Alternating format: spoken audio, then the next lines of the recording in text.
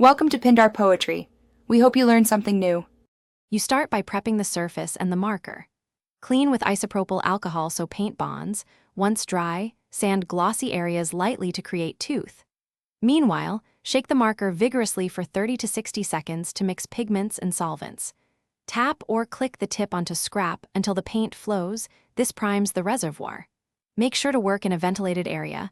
Ventilation speeds drying and reduces fumes. These steps prevent bleeding and ensure consistent coverage from the first stroke. You now begin applying paint. Test on scrap to verify color and flow.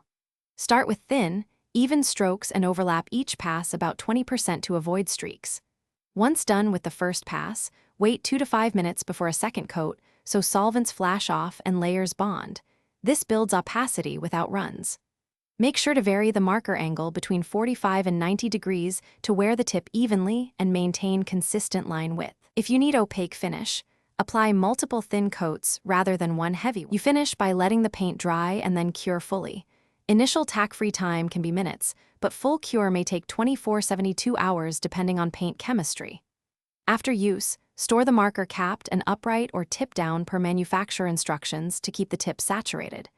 If you see bleeding or feathering, sand the affected edge lightly once dry, clean again, and recoat with thin layers. If the tip clogs, soak it briefly in the marker solvent and reprime before continuing. Thanks for watching.